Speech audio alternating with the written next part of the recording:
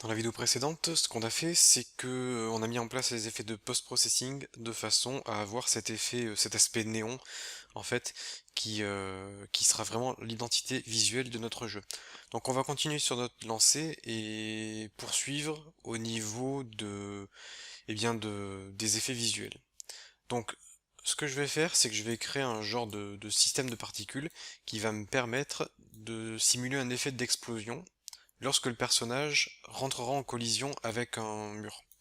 Pour cela, donc, je vais créer un nouveau système de particules, GameObject Effect Particle System, et mon particle system se trouve ici. Alors là, je me rends juste compte que on va avoir un problème, c'est que le système de particules est en 3D et le jeu est en 2D, ce qui fait que certaines particules sont cachées derrière l'arrière-plan. Donc je vais juste voir ce que ça donne si je recule l'arrière-plan. Je pense que ça ne change rien vu qu'on est en caméra ortho, donc ça ne devrait pas poser de problème. Je vais mettre le fond, l'arrière-plan, à 50 mètres au-delà de la caméra, ce qui fait que notre arrière-plan se trouve là, tandis que notre système de particules se trouve là. Vous voyez, il y a une grosse différence maintenant. Ok. Et ce que je vais faire, c'est que dans mon système de particules, dans le render ici, je vais mettre un order in layer de... Alors il est où le order in layer?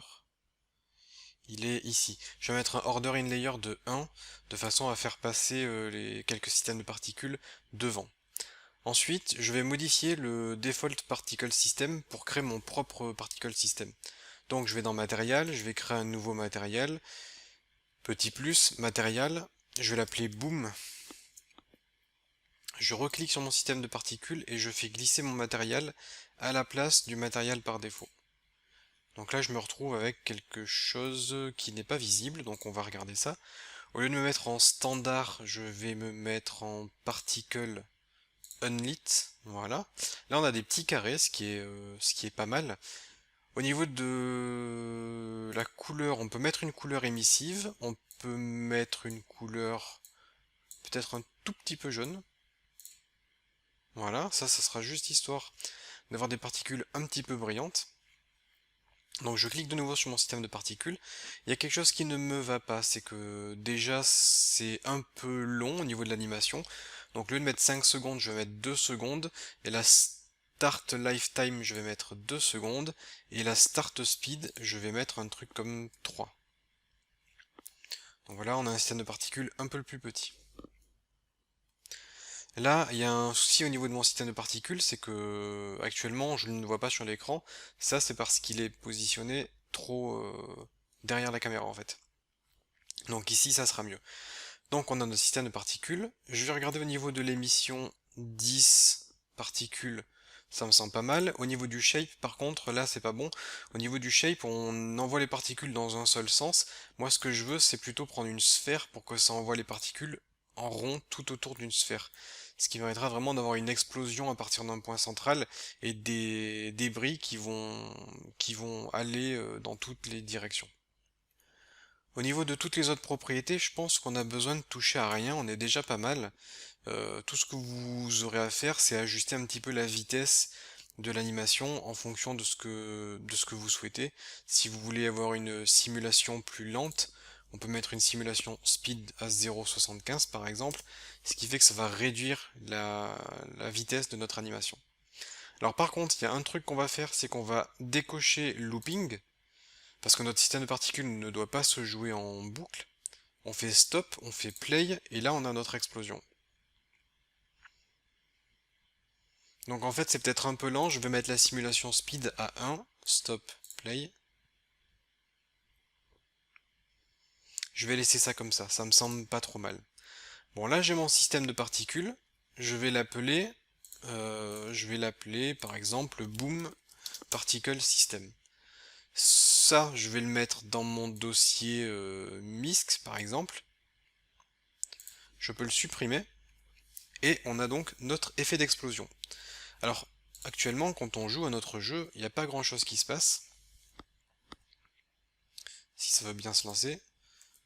Regardez, je vais rentrer en collision avec le mur et rien ne se passe. je peux sans problème traverser le mur. Or, le but du jeu, c'est justement d'éviter les murs, puisque c'est ça qui va détruire le joueur. Donc ce qu'on va faire, c'est qu'on va coder cette collision avec le mur. Donc ce que je vous propose, c'est de retourner dans votre code, et on va ajouter une fonction, ici, qui sera onTriggerEnter2D. Si vous vous souvenez bien, on a mis déjà notre mur a un collideur, hein, mais on a mis également le collideur de notre personnage en trigger pour justement pouvoir détecter les collisions avec les triggers. Donc onCollisionHunter2D va... Alors non, d'ailleurs c'est pas onCollisionHunter, c'est onTriggerHunter2D, va forcément se déclencher lorsque notre trigger va rentrer en collision. Donc ça se déclenchera si on touche notre mur. Je vous ai dit que par défaut, le mur qu'on est en train de générer est forcément en contact avec nous-mêmes puisqu'il est collé à nous-mêmes.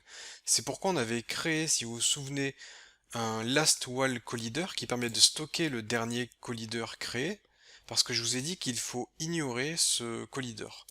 Donc dans ma fonction onTriggerHunter2D, je vais juste dire if collision n'est pas égal à notre objet de collision.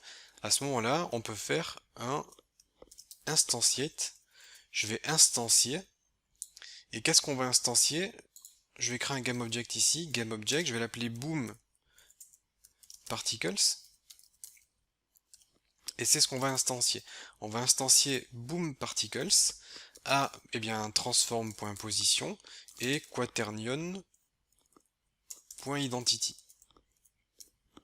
Donc ça va générer notre système de particules. Et ensuite, on fait un destroy de this.GameObject pour détruire le personnage. Donc, lors de la collision, si il ne s'agit pas du mur actuel, c'est-à-dire du mur qu'on est en train de générer, donc si on rentre en collision avec un mur, on instancie les particules d'explosion et on détruit nous-mêmes, on détruit le personnage. CTRL S. On retourne dans Unity, et dans Unity on pense surtout à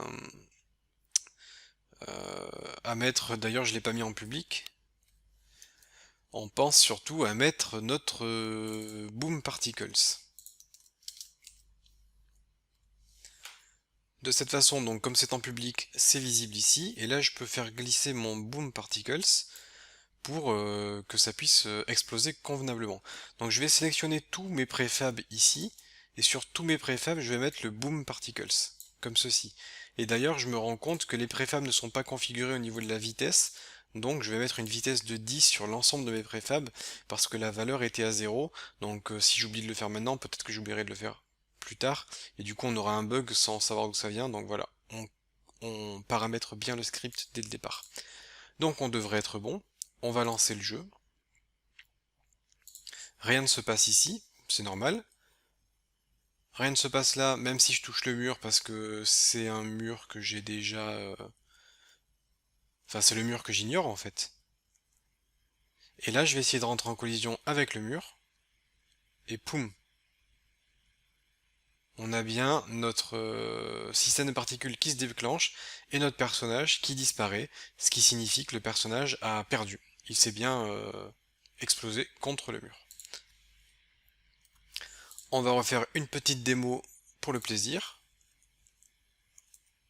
Poum! Et là on a notre système de particules. Donc voilà pour ce petit effet visuel. Ça reste très basique, hein. C'est un système de particules vraiment très simple. Vous pouvez améliorer tout ça et faire ce que vous voulez, si vous voulez créer quelque chose d'encore plus spectaculaire. De toute façon, là on y reviendra par la suite, hein. Par la suite, on va continuer d'ajouter des petits effets pour enrichir notre projet. Mais en tout cas, on a réussi à détecter la collision entre le joueur et le mur, de façon à pouvoir le détruire. Et donc, notre concept est mis en place. Alors, il y a juste un truc, c'est que, si vous regardez bien, c'est que je peux sortir de l'écran. Bon, ça peut se corriger assez facilement. Ce qu'il faut faire, c'est créer des colliders. Ce que je vais faire, c'est que je vais mettre dans le BG, et dans le BG, on va ajouter des colliders, comme ceci. Box collider 2D, j'en ajoute un. Alors le collider 2D, il est visible ici. Je vais mettre une size toute petite, comme par exemple 0.1. Et je vais le placer, disons, alors par là, mais je vais devoir le faire avec précision parce qu'il ne faut pas que le joueur soit perturbé.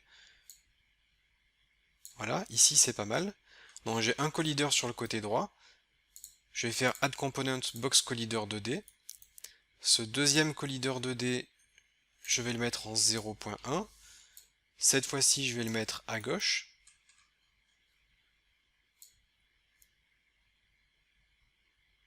Voilà. Et on va faire la même chose pour en haut et en bas. Ce que je vous propose, c'est que je mets la vidéo en pause 3 secondes, le temps de paramétrer les deux derniers colliders. Voilà, je viens de terminer de mettre en place les deux derniers colliders, à savoir en haut et en bas. Du coup, je me retrouve avec 4 colliders qui correspondent aux 4 murs de ma forme, comme vous pouvez le constater.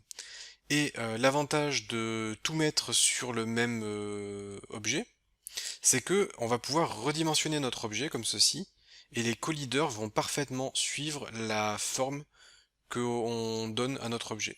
Par exemple, si je mets un objet de cette taille-là, regardez, poum, je m'explose ici. Et si je remets l'objet tel qu'il était auparavant, eh bien le mur prendra la bonne position. Hop. Donc grâce à cette astuce, vous allez pouvoir mettre la collision vraiment sur la bordure du niveau. Et de cette façon, comme je vous l'ai dit, on pourra ajuster la taille de notre aire de jeu si on le souhaite. Et c'est d'ailleurs ce que je ferai certainement quand je voudrais afficher des informations au niveau de l'interface utilisateur. Donc voilà, on a réussi à mettre en place notre système et maintenant on a un jeu fonctionnel puisque une fois que la partie est lancée, on est sûr qu'à un moment donné le joueur perdra. On est sûr qu'il va perdre puisque la zone est limitée, il ne peut pas sortir de la zone et au fur et à mesure qu'il se déplace, eh bien, il génère de la matière à éviter, et forcément, quand on est dans un espace fini, il finira forcément par se heurter à un mur, et du coup, déjà, tout seul, il peut y avoir un challenge qui serait de résister le plus longtemps possible. Combien de temps on est capable de tenir sans prendre un mur? Donc déjà, sans avoir d'adversaire, on peut commencer à s'amuser. C'est tout ce que je voulais vous montrer pour cette vidéo, et on peut se retrouver dans la suivante.